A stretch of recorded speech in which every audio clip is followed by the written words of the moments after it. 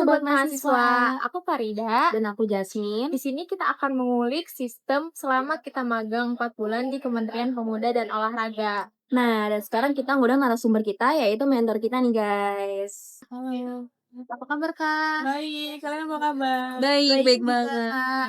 Nah, di sini kita akan melakukan sesi tanya jawab ya tentang pengalaman magang kita selama di Kemenpora.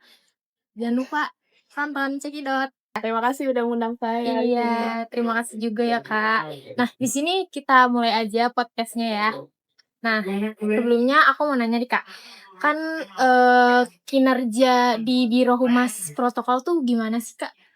Di Kementerian Pemuda dan Olahraga kan banyak banget orang-orang ngeliat di Biro Humas dan Protokol kayak, ah ya udah ini bironya cuman ngurusin sosmed doang. Ya udah ini ikutan-ikutan doang. Nah, sebenarnya yang terjadi di Biro Humas dan Protokol tuh gimana Kak sehari-harinya? Nah, boleh jelasin dikit ya. Kebetulan aku di Kemenpora itu sebagai penata humas Pramil di bagian Biro Humas dan Protokol, khususnya di tim publikasi media sosial. Di Biro Humas dan Protokol itu menaungi 2 bidang, bidang kehumasan dan yang satu lagi adalah keprotokolan. Jadi memang 2 bidang ini saling terkait ya, humas dan protokol. Karena humas itu membidang untuk publikasi informasi baik itu secara institusi kementerian ataupun kegiatan menteri dan wakil menteri. Dan keprotokolan sendiri itu untuk ya bagaimana pimpinan itu bisa hadir di berbagai event dengan sistem yang sudah ditentukan sesuai SOP tepatnya. Nah, kalau dilihat dari dinamika di Biro Humas sendiri itu yang saya ketahui di biro saya itu tuh kita tidak hanya untuk publikasi informasi saja, tapi mungkin orang lihatnya kita hanya bikin press release, press call, ataupun menyebarkan informasi melalui Media website sosial. atau media sosial gitu ya.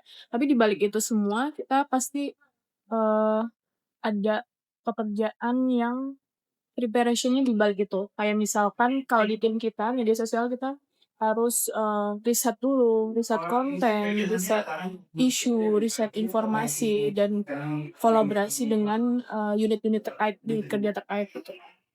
Nah, di tim Biro Humas sendiri, kita memiliki beberapa tim gitu ya.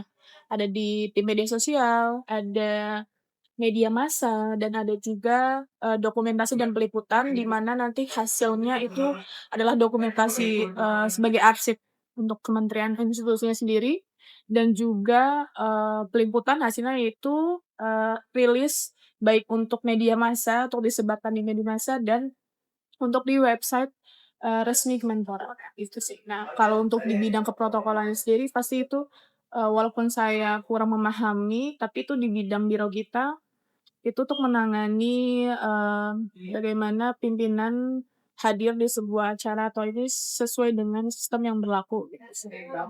Oke, nah itu kan tadi banyak banget nih Kak, apa namanya, kerjaan yang sebenarnya dilakuin di Biro Humas dan Protokol. Nah, menurut Kakak, tantangan apa sih yang paling menarik selama mengelola di komunikasi publik di Kemenpora? Tantangan yang paling menarik ya selama ini semuanya sih menurut saya itu tantangan ya pekerjaan di Biro Humas, karena mungkin orang melihatnya atau mungkin beberapa orang melihat humas tuh enak ya kerja di humas, padahal nggak sesimpel itu, nggak sesederhana itu, karena eh kita akan berkolaborasi dengan berbagai macam sektor gitu ya. Nggak hanya di internal Kemenpora sendiri, tapi di eksternal juga, kolaborasi dengan berbagai stakeholder gitu ya. Nah, tapi utamanya tantangannya adalah gimana kita menjelaskan informasi yang relevan untuk publik tuh, dan bagaimana kita menyajikan informasi itu akurat, sesuai data, karena kan kita corong informasi pemerintah ya. Kita memposisikan kita adalah Kemenpora adalah pemerintah yang mana jika kita mengeluarkan statement, kita mengeluarkan informasi bagi media sosial, media massa, dan media website kita resmi gitu ya, itu harus berdasarkan data dan fakta yang sudah terverifikasi.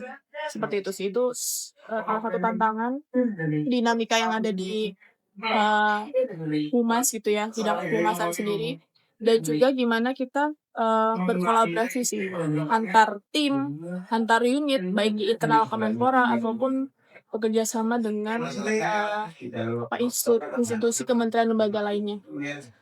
Jadi kayak kita harus berkolaborasi di antara satu tim dengan tim yang lain biar kerjanya maksimal gitu ya, Kak.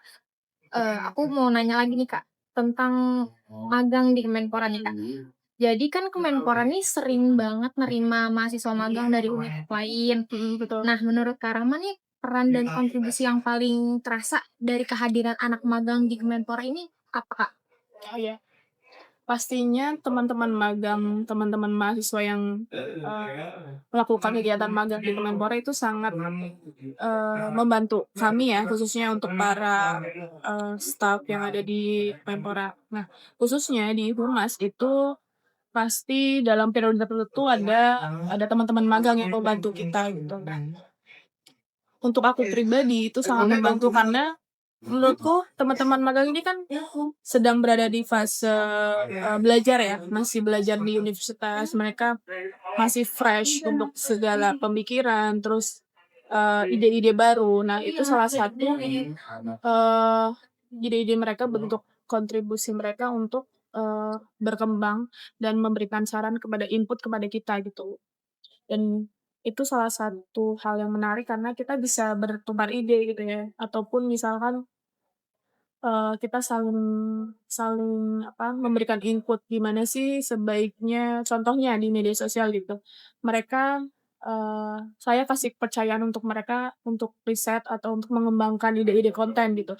Nah, beberapa di antaranya memang sangat-sangat menarik gitu ya, atau mungkin ada beberapa ide yang mungkin belum terpikirkan oleh kami gitu di senior-senior di Kemenpora gitu. Nah, sedangkan mereka memberikan sesuatu yang fresh, terus sesuatu yang, "Oh, ini menarik nih, kita bisa eksekusi," gitu misalnya.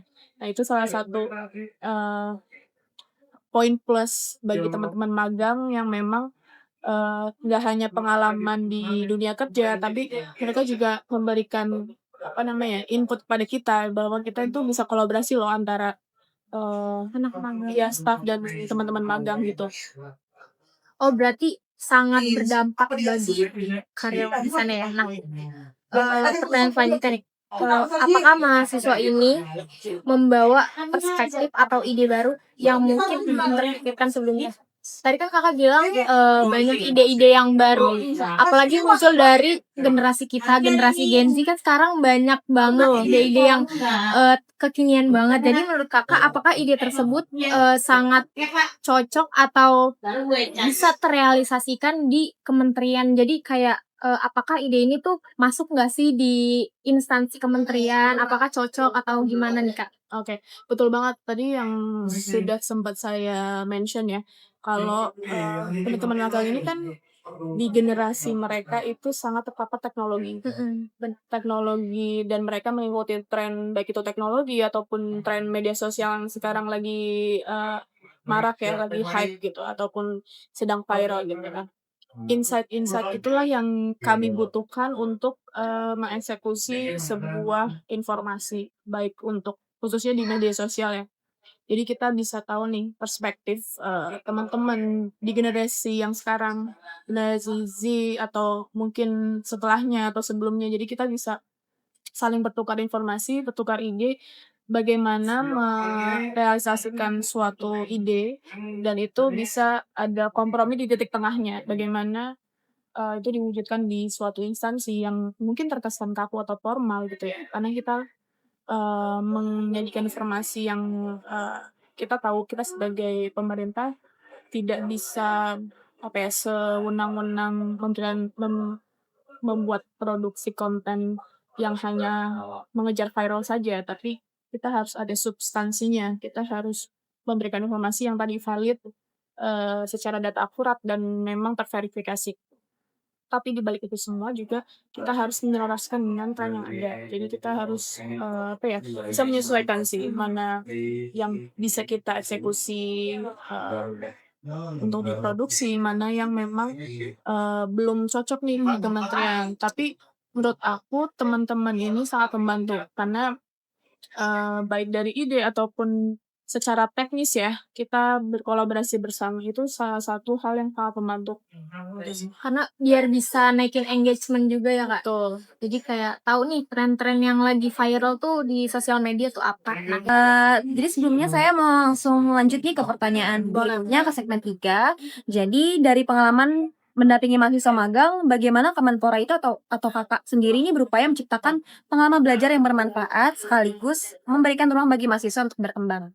Bener banget nih, teman-teman magang yang ada di Kemenpora itu sangat, ini ya, memiliki kesempatan yang sama untuk belajar di Kemenpora, khususnya teman-teman yang ada di bidang kehumasan gitu.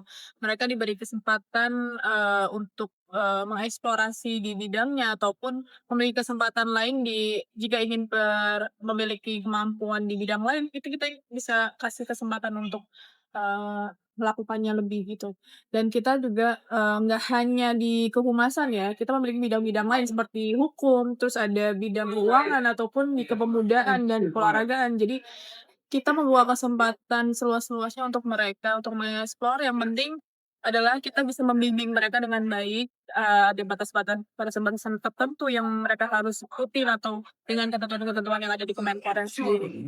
Oke, oke.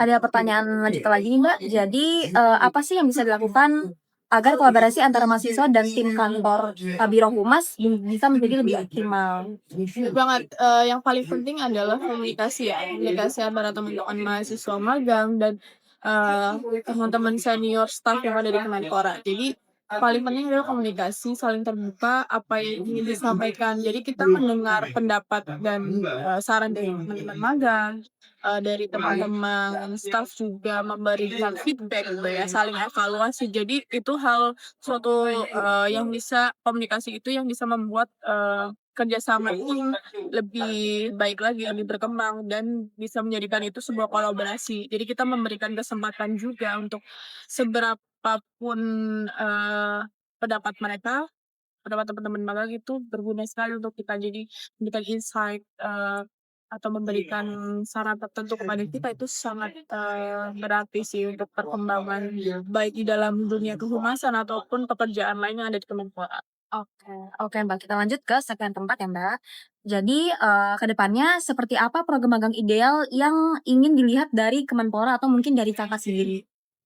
Mungkin pendapat saya pribadi ya, kalau di Kemenpora sekarang itu, untuk program magangnya memang belum terstruktur dengan baik dan harapannya ke depan adalah semoga program magang itu lebih terstruktur. Mungkin bisa ada modul tertentu gitu, teman-teman yang, di Kemenpora tuh tahu nih, dalam periode tertentu dia belajar apa saja, terus ada sistemnya, penilaian dan evaluasi sebaiknya seperti apa. Jadi nggak hanya pengalaman administrasi saja, kalau kamu udah magang nih karena syarat dari kampus harus magang, tapi kamu keluar dari Kemenpora tuh punya pengalaman yang bisa dibawa untuk ke dunia kerja berikutnya, karena itu kan sesuatu yang memang, menjadi goals ya untuk teman-teman magang, di kemudian hari. Jadi harapannya adalah, ada penilaian dan evaluasi yang terstruktur, terus kita bisa mengembangkan, apa ya namanya, nilai-nilai tertentu atau program tertentu untuk teman-teman magang. Jadi teman-teman magang tuh punya kesempatan yang lebih luas lagi dan dilibatkan, kesempatan untuk di suatu project atau mengembangkan suatu ide gitu. Oke, jadi harus dilibatkan gitu ya Mbak, ke satu project, jadi nggak cuman hanya bekerja di bagian administrasi aja. Betul. Oke. Eee, ini ada pertanyaan berikutnya nih, apakah ada peluang agar lebih banyak mahasiswa dapat terlibat dan berkontribusi di Kemenpora? Karena, setahu saya, pengalaman saya magang di Biro Humas kan memang terbatas ya, Mbak, karena ruangan untuk anak magangnya sendiri pun nggak ada, jadi cuman mungkin bisa menerima cuma beberapa anak aja. Betul, balik lagi memang kebutuhan teman-teman magang ini memang sampai sekarang masih cukup terbatas ya, penerimaannya. Tapi tidak menutup kemungkinan untuk kesempatan lain di kemudian hari gitu. Kita bisa mengembangkan, beberapa hal gitu, baik dari fasilitas ataupun dari segi, sarana dan prasarananya sendiri dan, peluang itu pasti akan selalu ada gitu, peluang untuk, berkembang gitu, khususnya untuk teman-teman magang Kemenpora yang akan magang di Kemenpora ataupun yang, sedang magang di Kemenpora itu, memiliki kesempatan yang sama, peluang yang sama untuk berkembang. Mungkin saran dari saya adalah, jangan takut untuk bertanya gitu ya, jangan takut bertanya, teman-teman magang ini saya yakin pasti teman-teman magang itu, apalagi generasi sekarang itu, berani mengungkapkan pendapat gitu, nggak takut untuk mengeluarkan ide-ide. Nah, hal itu bagus banget untuk, perkembangan dan di dunia kerja itu sangat dibutuhkan gitu ya, untuk kolaborasi, untuk Digitalisasi komunikasi. ya, Mbak? Betul, digitalisasi dan mereka mengikuti tren yang ada kan. Jadi, eee, manfaatkanlah kesempatan itu, koneksi yang ada di Kemenpora, koneksi dengan, pimpinan, teman-teman semua itu gunakan dengan baik. Dan yang paling penting adalah attitude di dunia kerja itu sangat sangat, perlu diperhatikan karena dengan itu kita bisa menjalin koneksi dengan baik ya, dengan antara para pekerja, antara para pimpinan dan itu menjadikan suatu peluang untuk kita bisa berkolaborasi kemudian hari. Kan kita nggak tahu suatu saat kamu akan bekerja di mana, mungkin akan berkolaborasi dengan kita di Betul. Kemenpora. Nah, itu jadi salah satu peluang.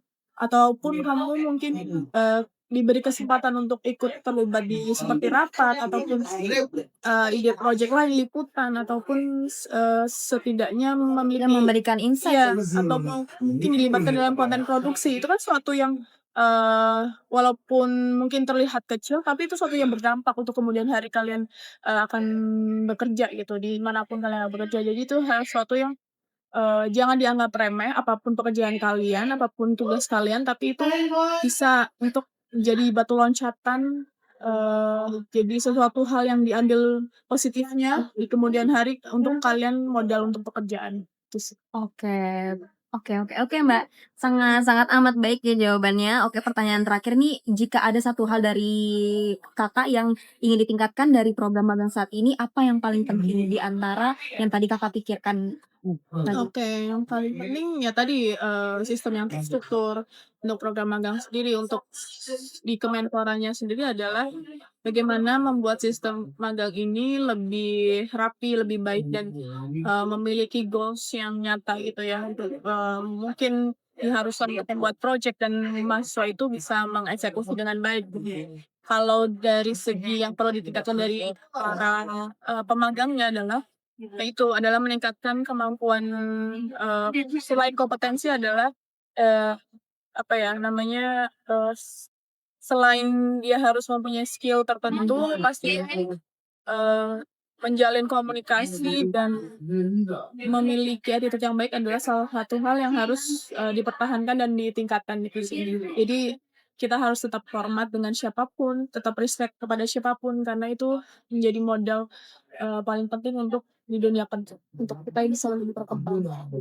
Setuju banget sih, Mbak. Oke, makasih Mbak.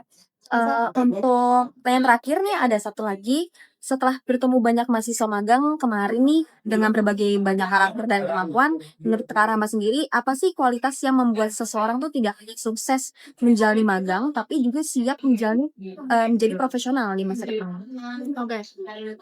Tadi saya sempat mention beberapa di antaranya ya, yang paling penting mungkin selain, praktis untuk teknisnya sendiri, kalian harus memiliki skill tertentu di dunia kerja gitu, skill, khusus. Tapi yang paling penting sebelum itu adalah kalian memiliki, integritas dan, prinsip yang kalian pegang gitu. Yang paling penting adalah attitude. Gitu. Yes, komunikasi, terus, bisa bekerja sama dengan tim, yang paling penting adalah bertanggung jawab dan jujur. Itu yang, selalu saya tekankan ke teman-teman magang ataupun ke teman-teman di sekitar saya untuk selalu, berintegritas dan memiliki, tanggung jawab yang, kuat terhadap tanggung jawab, pekerjaan dan tugasnya gitu. Nah, dengan begitu, apa yang kita bawa, nilai-nilai kita bawa itu bisa, jadi bekal untuk kehidupan di dunia kerja karena mungkin itu salah satu yang, bisa membuat kita berkembang di dunia kerja, bisa menambah menambah menambah pengetahuan dan, jangan pernah takut untuk, selalu bertanya gitu. Jangan pernah takut, untuk, selalu belajar lebih karena kita Kalau nggak bertanya nggak akan iya, berkembang nggak ya? akan tahu. Terus kita harus, jangan pernah puas, di titik kita sendiri. Jadi kita harus selalu belajar, selalu ingin tahu sesuatu. Baik itu kita bisa belajar dari senior kita, ataupun kita belajar mandiri di, sekarang kan banyak ya media sosial, webinar, ataupun pelatihan-pelatihan khusus gitu. Oke. Jadi kita harus, selalu meningkatkan kapasitas dan kompetensi diri kita sih gitu. Apapun bidang kita, mungkin kita bisa belajar hal baru untuk bisa menambah skill kita, itu kan itu nggak pernah merugikan kita, tapi malah itu meningkatkan, potensi kita untuk memiliki peluang lain yang lebih, baik lagi Yang lebih gitu sih. baik. Oke. Berarti memang harus, caranya tuh dengan mempertingkatkan skill, harus punya Integritas, integritas, tanggung betul. jawab untuk berkembang ya, Mbak. Oke. Terima kasih banyak ya, Kakak, udah selesai Terima kasih, pertanyaannya. thank you sudah Oke. mengundang saya ke sini. Oke, sampai jumpa lagi. Bye.